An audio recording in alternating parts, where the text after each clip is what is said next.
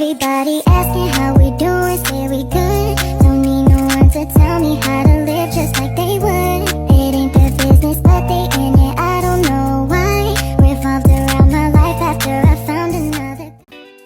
Assalamualaikum warahmatullahi wabarakatuh. Halo, selamat siang. Perkenalkan, nama saya Tiara Nur Hatimah dengan NIM 3122100073. Saya adalah mahasiswa Universitas PGRI Pontianak dan saya mengambil jurusan Bahasa dan Sastra Indonesia. Di video ini, saya akan menjelaskan materi mengenai linguistik umum. Nah, apa saja sih yang dipelajari dalam linguistik umum yang akan saya bahas pada video ini? Yuk, simak. Let's go. Definisi linguistik umum. Definisi linguistik umum di sini ada menurut Tarigan pada tahun 1986, yaitu menurutnya seperangkat ilmu pengetahuan yang diperoleh dengan jalan penerapan metode ilmiah terhadap fenomena bahasa. Linguistik adalah ilmu tentang bahasa, ilmu yang mengkaji, menelaah, atau mempelajari bahasa secara umum yang mencangkup bahasa daerah, bahasa Indonesia, ataupun bahasa asing. Oleh karena itu, linguistik umum biasanya tuh disebut general linguistik. Nah, tujuan utama dari linguistik sendiri yaitu memahami bagaimana bahasa digunakan, bagaimana bahasa berkembang, bagaimana bahasa bisa dipelajari dan diajarkan, serta bagaimana bahasa mempengaruhi pikiran dan komunikasi antar manusia. Nah, kalian pasti bingung kan, apa sih itu bahasa? Di sini saya akan menjelaskan apa itu bahasa. Bahasa adalah alat komunikasi sosial yang berupa sistem simbol bunyi yang dihasilkan dari ucapan manusia. Manusia sebagai makhluk sosial membutuhkan sarana untuk berinteraksi dengan manusia lainnya di masyarakat.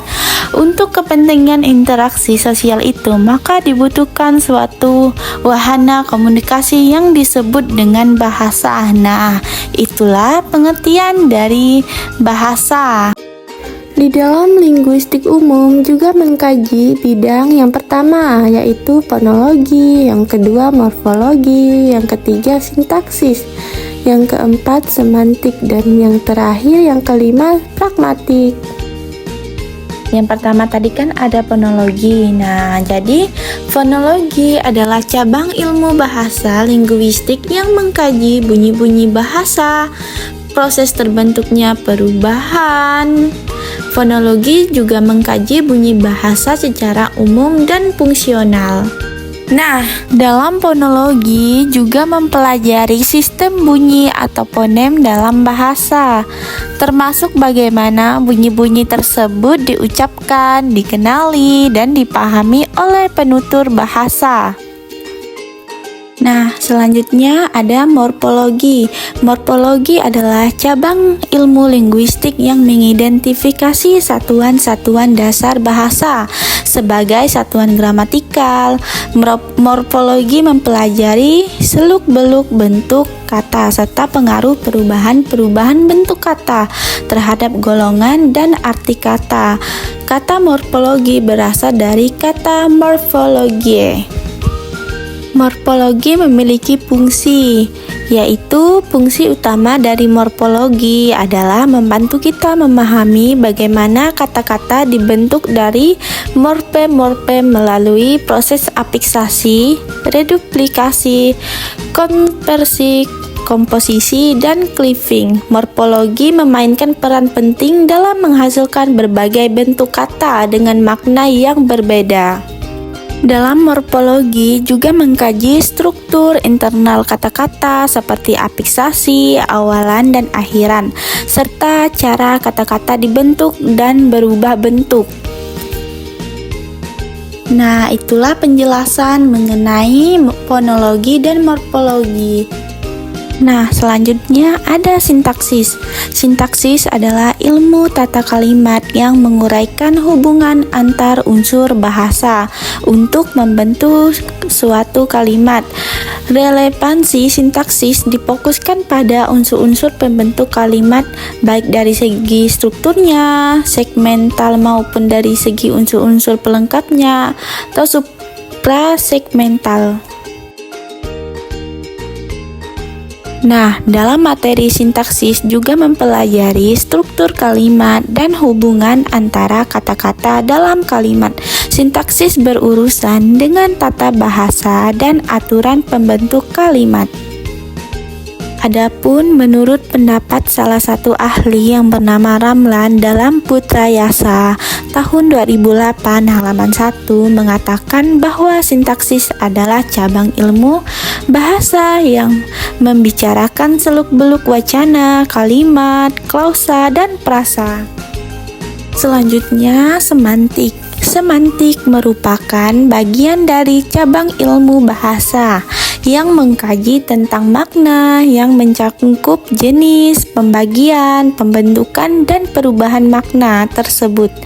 Makna dalam sebuah kata semuanya dapat ditelusuri melalui disiplin ilmu yang disebut dengan semantik.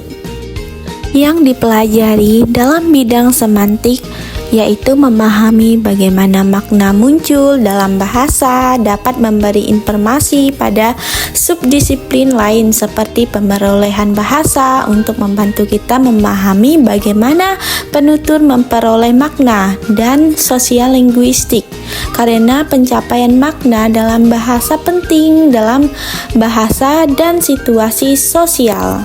Semantik juga melibatkan analisis makna kata, frasa, dan kalimat.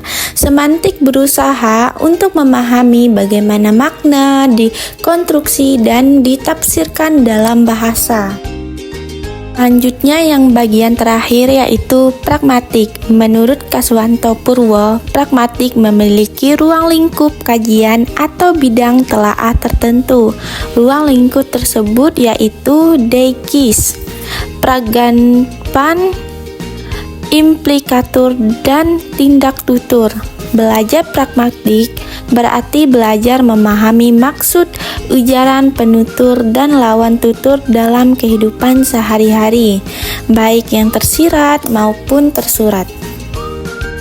Keberadaan konteks tuturan dan partisipasi harus benar-benar menjadi perhatian lawan tutur untuk memahami maksud penutur. Dalam pragmatik juga mempelajari kajian tentang hubungan antara bahasa dengan konteks yang mendasari penjelasan, pengertian, atau pemahaman bahasa.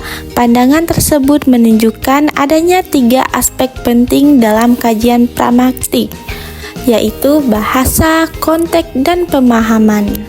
Nah, itulah penjelasan mengenai linguistik umumnya.